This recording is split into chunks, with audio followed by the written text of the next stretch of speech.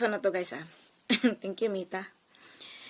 Ang ngayon ko lang nakita na mali pala yung pinost ko una kanina about dun sa nag-file ng impeachment dun kay Bongbong Marcos. Oo, muro-muro nga. Muro-muro for the show only. For the show. Kasi nga, dito kasi, yung mga inilalabas nila sa atin sa side natin, na kailangan talaga siya makasuhan dahil syempre normal, maimbestigahan, makasama siya dun sa mga budget dahil yung inilabas ni Congressman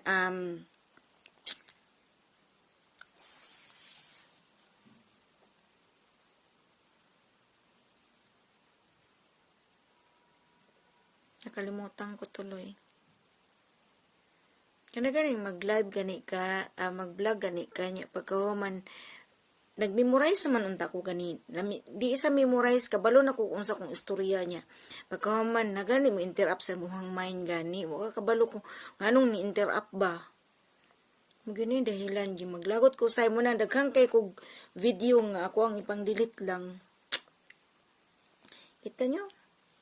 Nagsasalita na ako tapos bigla-bigla na lang nawawala yung sinasabi ko. Tapos yung si Congressman Erese. 'Di ba yung sabi ni Congressman Erese na siya ang masisisi doon sa 2023, 2022, 23, 24 budget and 25.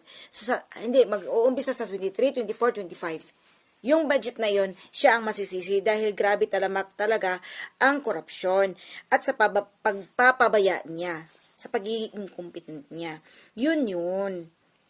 Ngayon, may nag-file ng kaso sa impeachment sa kanya, itong sinisay.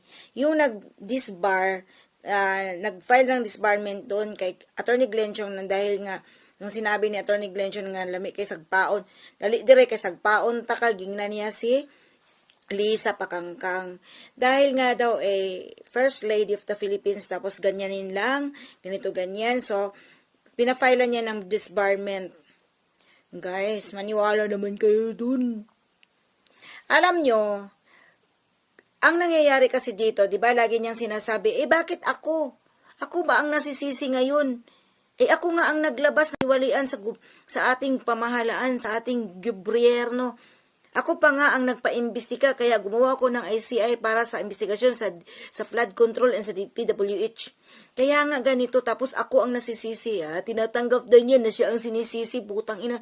Siya nga yung dapat sisihin, di ba?